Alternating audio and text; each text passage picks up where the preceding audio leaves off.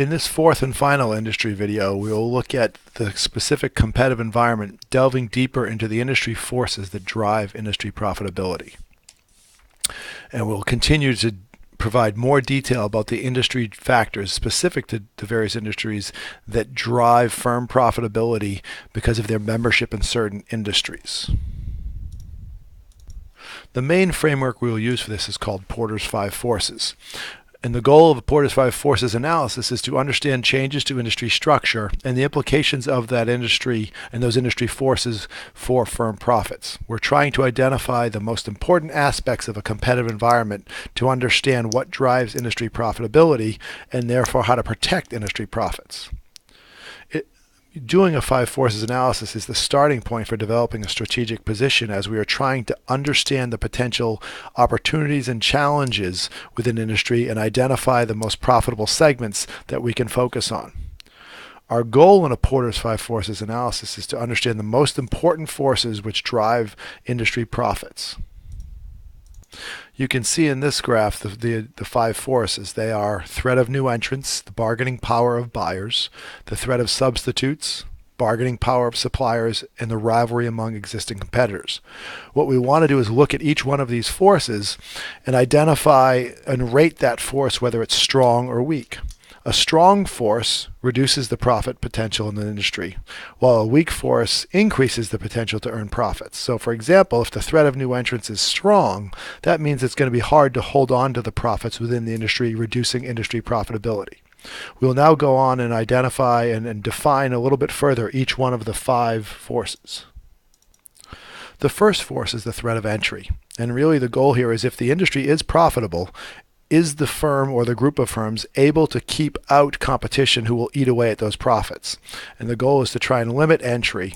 And you do so by creating barriers to entry, such as brand loyalty, switching costs, which make it expensive to switch from one player to another. If there are high capital requirements to enter the industry, that makes it harder to enter. If we can use economies of scale to lower costs and drive out competitors, or if there are government regulations limiting entry, for example, all of the barriers listed here protect the industry from new entrants and limit the ability of new firms to enter, thereby protecting industry profits. The bargaining power of suppliers refers to the ability of suppliers to appropriate industry profitability. Suppliers are the group of players that sell inputs to firms within the industry. So again, if we're talking about automobiles, the suppliers are the companies that supply automobile manufacturers with the various components that they need, whether it be brakes, electronics, steel, etc. And the bargaining power of suppliers is really the ability of suppliers to raise the prices of inputs and capture value. Bargaining power of suppliers is increased when the supplying industry is more concentrated.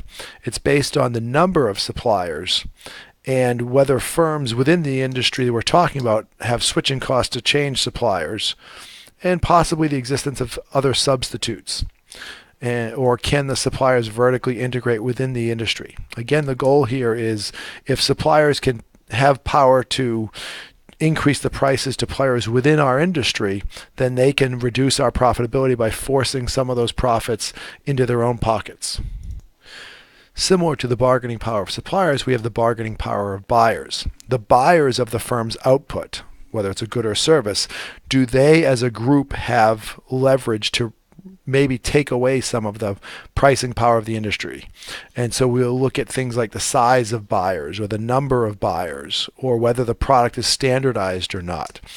And the more the power in the hands of buyers, the more their ability to reduce the price they're being charged. So for example, again in the automobile industry, the transparency of information about automobile costs has allowed buyers to negotiate better with automobile manufacturers, thus reducing the bargaining power or increasing the bargaining power of buyers and reducing the pricing power of automobile manufacturers. Another key factor in the bargaining power of buyers is price sensitivity. If bargaining powers are price sensitive, in other words, a small change in price changes buyer behavior greatly, then the bargaining power of buyers is higher and will reduce industry profitability. The threat of substitutes involves whether there are high substitute products or services from outside the industry that satisfy the same customer need. It's important to note that the threat of substitutes refers to outside the industry.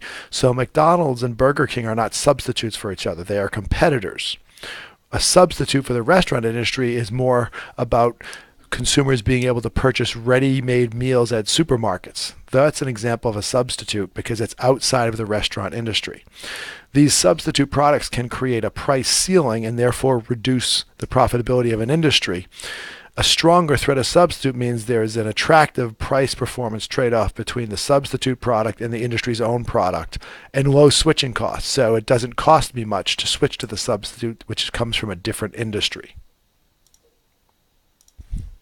The last force is the rivalry among existing firms, and here we're looking at the nature and intensity of competition. The most common form of rivalry is prices. Do we fight by reducing our prices for market share?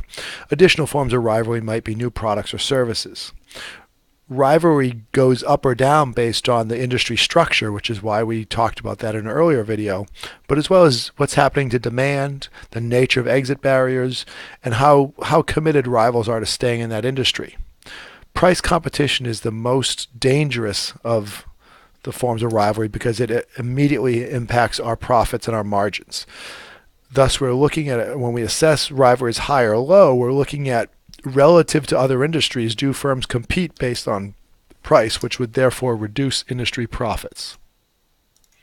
This final slide draws your attention to how the five forces will affect profits within an industry.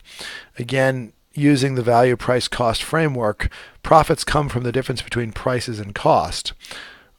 But the ability of the firms to charge more and therefore create more pricing power depends on the value placed. And you can see here, the threat of entrance reduces the prices that can be charged and limits the ability of pricing power. The power of suppliers can impact both the cost of the product, but also the value of the offering and the nature of the value. Buyers have the ability to reduce the price or possibly increase the value if they have low power. The threat of substitutes can impact both value that the consumers or buyers place in the product, as well as the price that can be charged based on the availability of substitutes. And rivalry again focuses on whether price wars exist. Can the price be reduced to compete, and can we increase the value required there? Now, at this point, it's also important to note that similar to the Pestel analysis, once we have gone through the five forces, we must now assess which of the five forces is most critical to driving profits. So upon completion of your five forces analysis, you want to step back and do the same prioritization process, realizing that while all five forces may have an influence on profits, typically there's one or two forces that represent the driving forces that really are the ones that have the greatest impact on the industry profitability, because those are the forces that within your strategy you will try and manage. So try to step back from a bigger perspective, use quantitative analysis and quantitative data to try and understand which one or two of the forces have the greatest impact, positive or negative, on industry profitability. This information is then helpful as we start to design our firm's strategy.